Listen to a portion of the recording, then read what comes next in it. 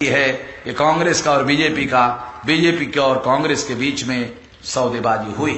दूसरी एक बात, ये जजमेंट मैनेज करने के लिए कांग्रेस ने जिस जज को मैनेज किया था, चीफ जस्टिस ऑफ इंडिया को, जब नरेंद्र मोदी प्रधानमंत्री बने तो रिटायर्ड चीफ जस्टिस को दूसरे दिन नरेंद्र मोदी ने केरला का गवर्नर बनाया। जिस जज ने यह जजमेंट लिखा, उस जज को नरेंद्र मोदी ने गवर्नर बनाया केरला का। कांग्रेस ने जज को मैनेज किया, बख्शिश नरेंद्र मोदी ने दिया। ये इस बात का सबूत है कि बीजेपी और कांग्रेस के बीच में समझौता हुआ।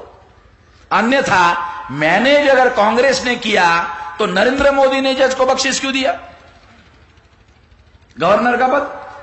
अगर बख्शिश दिया तो यह सिद्ध होता है कि कांग्रेस और बीजेपी, बीजेपी और कांग्रेस के बीच में समझौता है।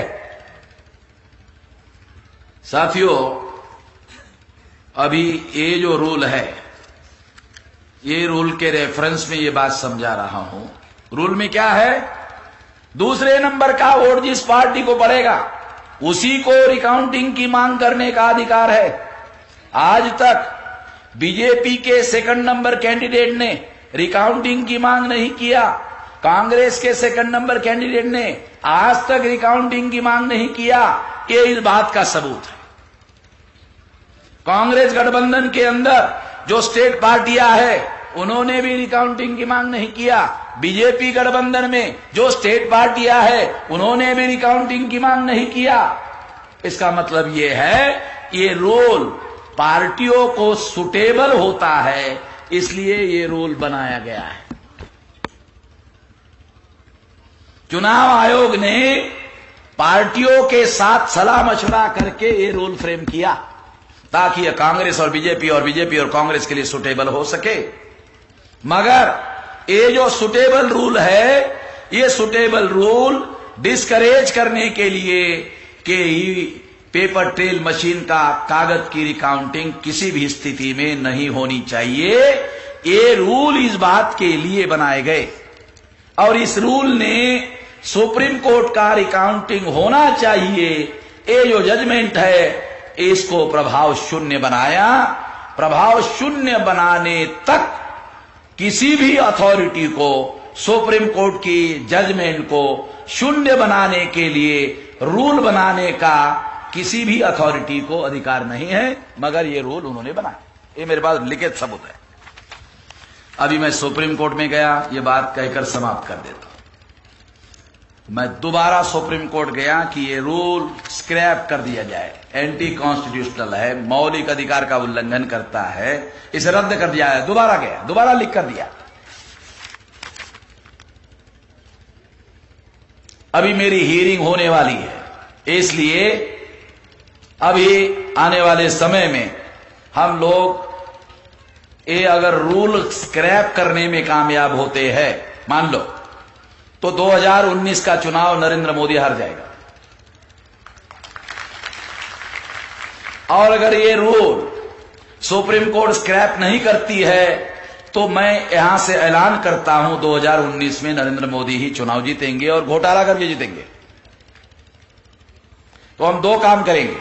नंबर एक, सारे देश भर में हम इसके विरोध में कि हमें ईवीएम नहीं चाहिए, पेपर ट्रेल भी नहीं चाहिए, बैलेट पेपर चाहिए, तो ईवीएम हटाओ, लोकतंत्र बचाओ, इसके लिए सिग्नेचर कैंपेन चलाएंगे। और इसके बावजूद भी नहीं होता है तो वोटिंग के लाइन में हमारे लोग सारे देश भर में खड़े होंगे और वो ईवीएम मशीन को जब वोट डालने के लिए जाएंगे तो मशीन को उठाएंगे और पटक देंगे। अब ये मैं कानून का उल्लंघन करने वाली बात कह रहा हूं। अब सुप्रीम कोर्ट ये उल्लंघन करेगा तो मेरे जैसे आदमी को तो उल्लंघन करना पड़ेगा ना।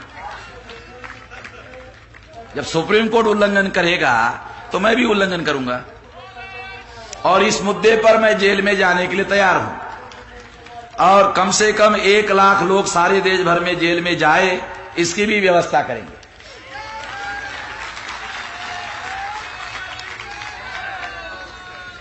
लगभग 15 लाख बूथ है, लगभग 15 लाख बूथ है, और 15 लाख में एक एक आदमी ने अभी पटका तो 15 लाख लोग जेल में जा सकते हैं।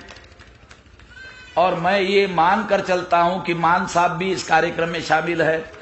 अब हाथ, आप तलवार ऊपर उठा दीजिए। चलो ये भी शामिल है,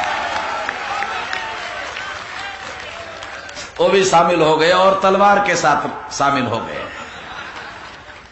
क्योंकि यहां तो तलवार की जरूरत लगेगी, ऐसा मुझे लगता है।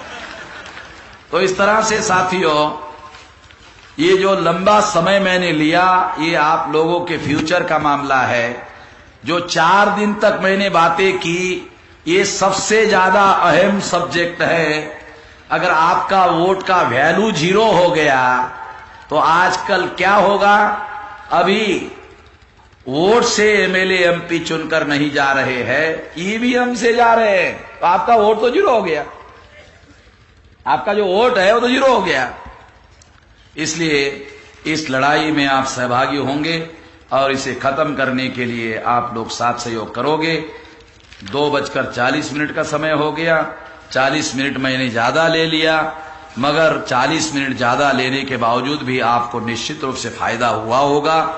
तो आप लोगों का आभार व्यक्त करते हुए, धन्यवाद ज्ञापन करते हुए मैं अपनी बात यहीं पर समाप्त करता हूं। धन्यवाद।